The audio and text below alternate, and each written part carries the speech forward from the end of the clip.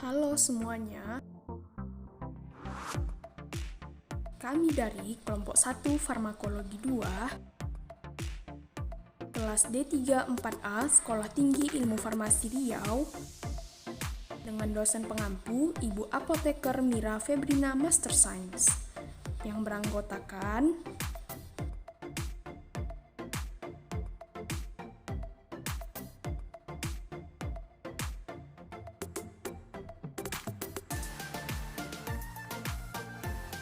yang akan membahas asma.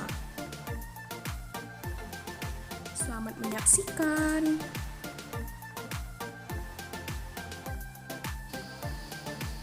Pertama-tama kita harus mengetahui apa itu asma. Nah, penyakit asma ini merupakan suatu penyakit yang kronik ataupun bisa kita katakan sebagai penyakit yang menahun.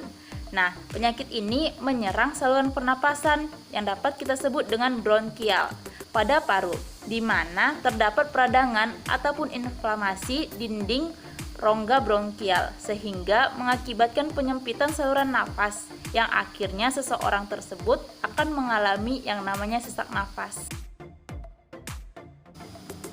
Nah, setelah teman-teman mengetahui apa itu pengertian dari penyakit asma, selanjutnya kita itu harus mengetahui apa saja sih penyebab seseorang tersebut bisa terkena penyakit asma. Nah, di sini ada beberapa penyebab seseorang tersebut bisa terkena penyakit asma.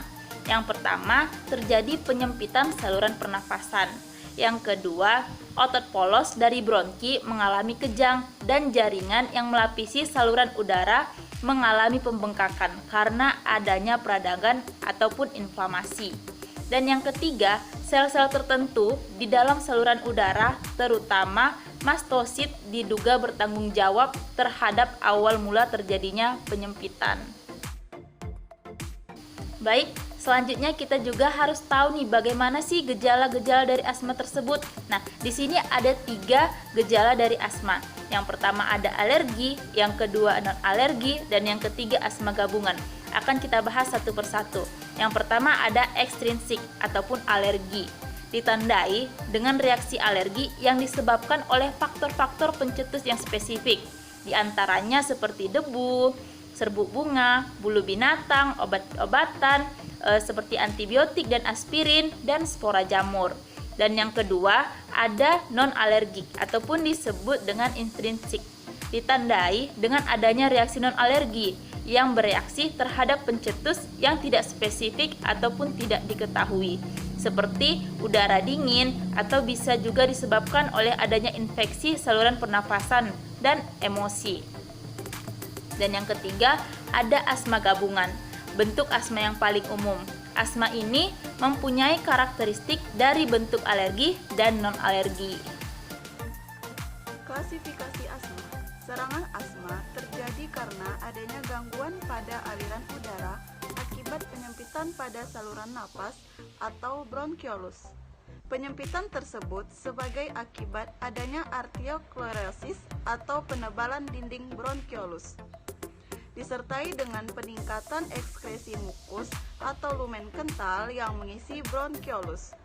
Akibatnya, udara yang masuk akan tertahan di paru-paru sehingga pada saat ekspirasi udara dari paru-paru sulit dikeluarkan. Sehingga otot polos akan berkontraksi dan terjadi peningkatan tekanan saat bernapas. Karena tekanan pada saluran napas tinggi khususnya pada saat ekspirasi, maka dinding bronkiolus tertarik ke dalam atau mengerut sehingga diameter bronkiolus semakin kecil atau sempit. Penggolongan obat asma berdasarkan mekanisme kerjanya. Yang pertama yaitu anti-alergi. Anti-alergika adalah zat-zat yang bekerja menstabilkan maskel hingga tidak terjadi dan melepaskan histamin. Obat ini sangat berguna untuk mencegah serangan asma dan rinitis alergis atau high fever. Indikasinya yaitu profilaksis asma bronkial termasuk pencegahan asma yang dicetuskan oleh aktivitas. Mekanisme kerjanya yaitu stabilisator maskel sehingga menghalangi pelepasan histamin serotonin dan leukatrin pada waktu aksi antigen antibodi. Efek samping dari anti-alergika ini yaitu iritasi tenggorokan ringan, napas berbau, mual, batuk, bronkospasme sementara. Sediaan inhalasinya 5 mg per aktuasi. Yang kedua yaitu bronkodilator. Mekanisme kerja obat ini adalah merangsang sistem adrenergik sehingga memberikan efek bronkodilatasi.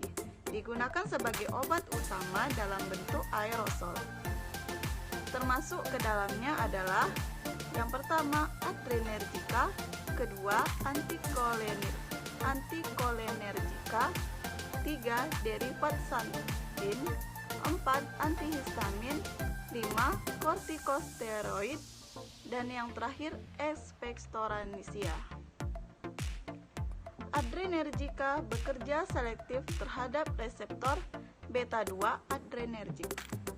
Stimulasi beta 2 di trakea dan bronki menyebabkan aktivasi dari adenylsklase yang memperkuat perubahan ATP menjadi CAMP sehingga akan menghasilkan beberapa efek melalui enzim fosfokinase yaitu bronkodilatasi dan penghambatan pelepasan mediator oleh sel mas. Kelompok beta 2 adrenergik yang pertama salbutamol, yang kedua phenoterol, yang ketiga serbutalin, dan yang terakhir rimiterol. Efek sampingnya yaitu tremor, nyeri kepala, rasa khawatir, takikardia, mual, dan muntah.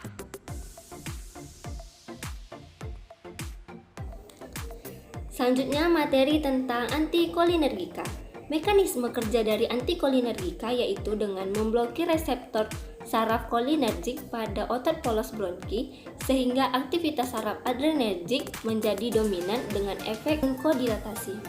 Efek samping dari antikolinergika ini yang pertama ada tasikardia, yang kedua ada pengentalan dahak, yang ketiga ada mulut kering, dan yang terakhir ada gangguan pada akomodasi.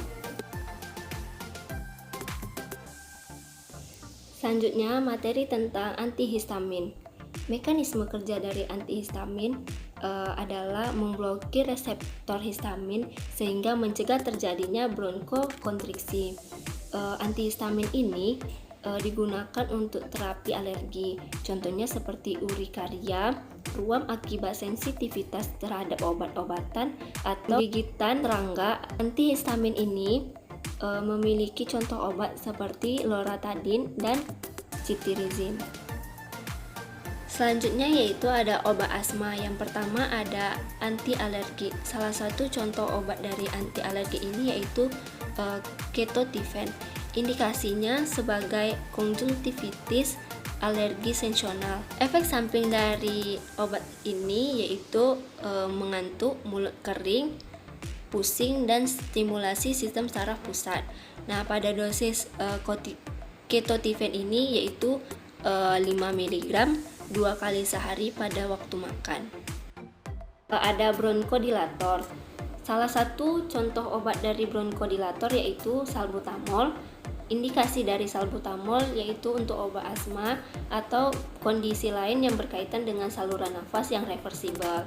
Nah, dari efek samping salbutamol ini yaitu ada tremor, sakit kepala, kram otot, dan palpitasi. Untuk dosis salbutamol ini yaitu 4 mg, digunakan 3 kali sampai 4 kali sehari. Selanjutnya yang ketiga ada glikopironium bromida.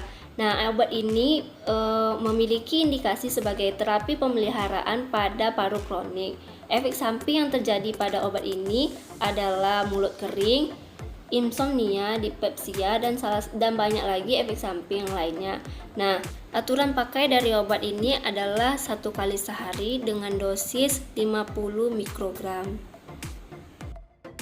Yang terakhir adalah antihistamin. Salah satu contoh obat dari antihistamin adalah cetirizine. Indikasinya sebagai riwayat hipersensitif terhadap cetirizine. Efek sampingnya mengantuk, pusing, lemas, lelah, mual dan muntah, mulut kering, sakit tenggorokan, sakit perut, dan diare. Dosis pada cetirizine ini untuk dewasa dan anak-anak lebih dari 6 tahun yaitu 10 mg satu kali sehari, sedangkan anak-anak usia 6-12 tahun yaitu 2,5 mg sekali sehari.